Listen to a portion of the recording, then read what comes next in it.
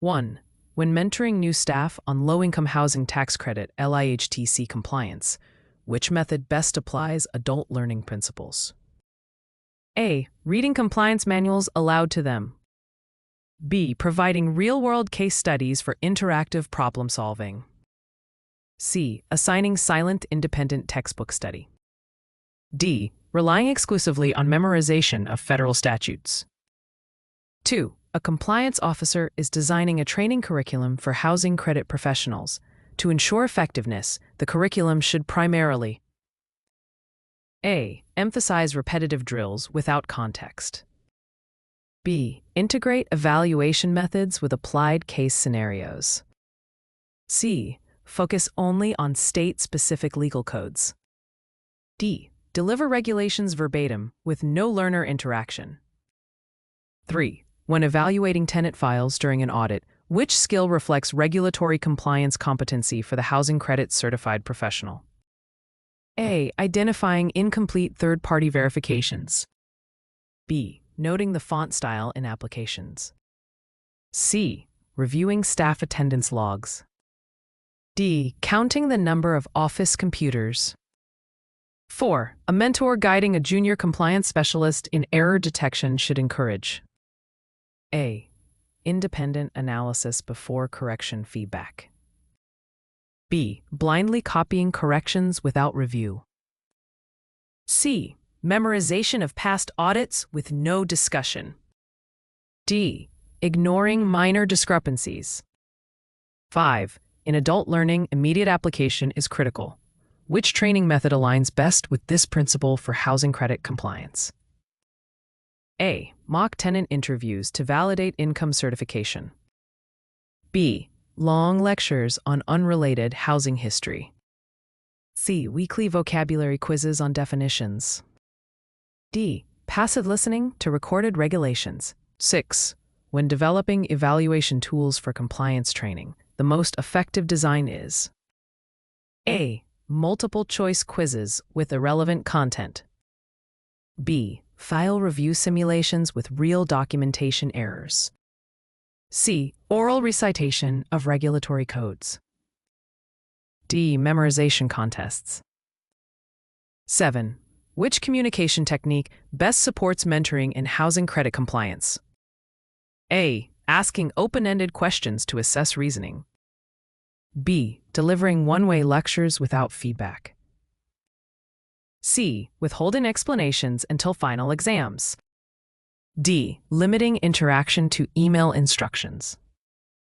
8. A compliance professional notices recurring errors in utility allowance calculations.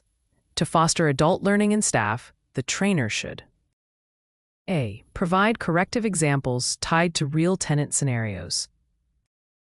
B. Assign unrelated housing finance articles. C. Discourage questions during instruction. D. Focus only on punitive measures. 9. Curriculum development for housing credit certification training should begin with A. Clearly defined regulatory learning objectives. B. Randomly assigning instructors. C. Starting without any measurable outcomes. D. Relying solely on generic corporate training. 10. When evaluating staff knowledge in lihtc, which method provides the highest level of performance assessment? A. Observing real-time tenant file certification. B. Counting number of questions answered in a lecture. C. Monitoring attendance sheets. D. Requiring staff to summarize compliance rules from memory. 11. Which of the following represents a regulatory compliance focus unique to housing credit certified professionals? A. Determining tenant eligibility under income limits. B. Evaluating market rental rates for commercial leases. C. Approving zoning changes for new construction. D. Enforcing federal employment laws. 12. In mentoring, constructive feedback is best delivered when it is A. Timely, specific, and connected to compliance tasks. B. General, vague, and delayed. C. Critical without offering improvement steps. D. Withheld until end-of-year reviews. 13. A compliance trainer wants to use evaluation methods that foster deep understanding. Which technique is most effective? A. Requiring learners to resolve sample non-compliance issues. B. Conducting spelling tests on HUD acronyms. C. Reviewing staff uniform standards. D. Memorizing glossary definitions. 14. In designing a compliance workshop, which adult learning principle should guide delivery? A. Relating tasks to actual daily responsibilities. B. Focusing on abstract theory without practice. C. Ignoring participant experiences. D. Limiting discussion to lectures only. 15. Housing credit compliance requires accurate income verification. Training in this area should emphasize A. Practical exercises with pay stubs and third-party verification forms. B. Theoretical discussions with no documentation review. C. Ignoring income changes throughout tenancy. D. Memorizing unrelated IRS codes. 16. Which evaluation method best measures mastery of rent calculation rules? A. Scenario-based calculation exercises. B. Matching terms to definitions. C. Group debates on housing ethics. D. Staff surveys on job satisfaction. 17.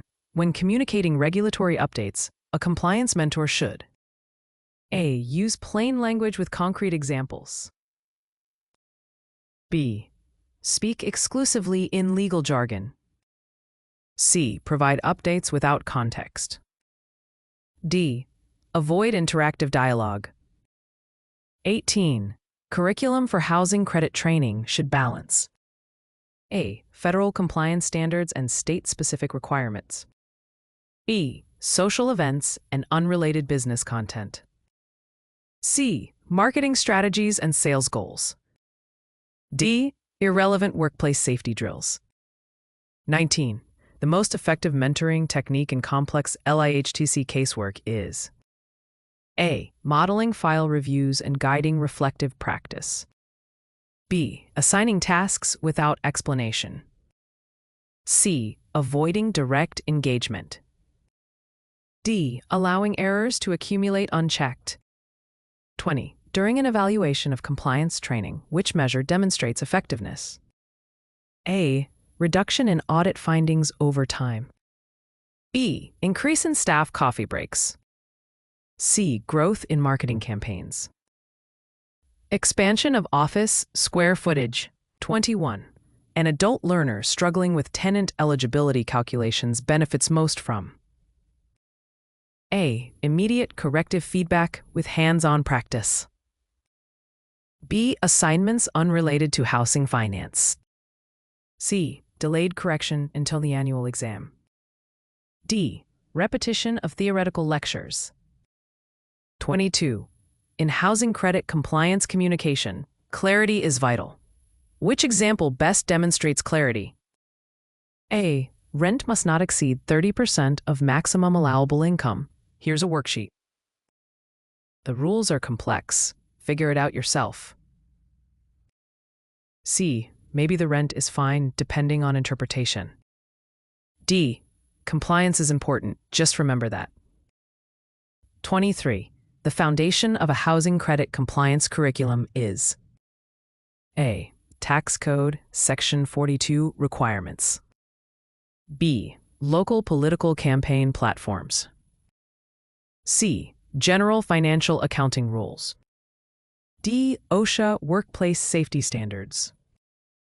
24. Which evaluation tool most directly identifies comprehension gaps in compliance training? A. File review role play with common errors. B. Employee satisfaction survey. C. Personality assessment. D. Attendance tracking. 25.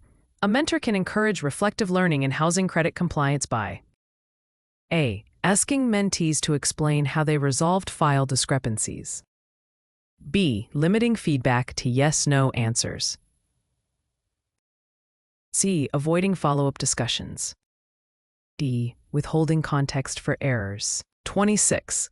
In adult learning, safe direction is key. Which strategy supports this principle?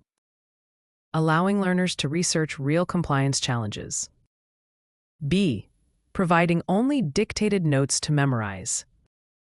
C. Forbidding independent analysis. D. Limiting access to regulatory resources.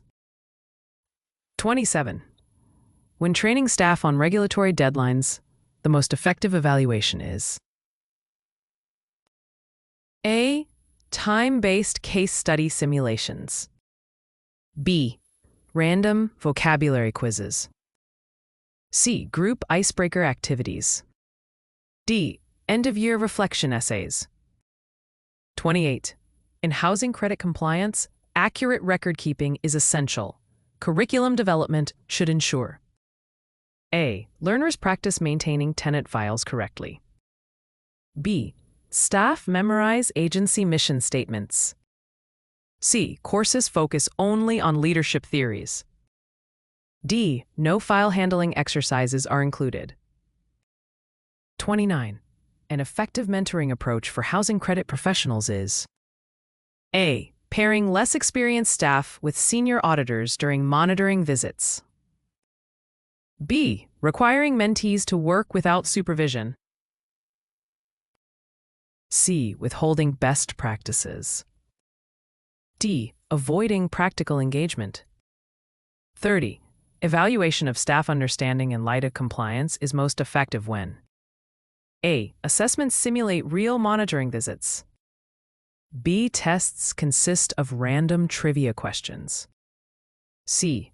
Results are based solely on attendance. D. No measurement tools are applied.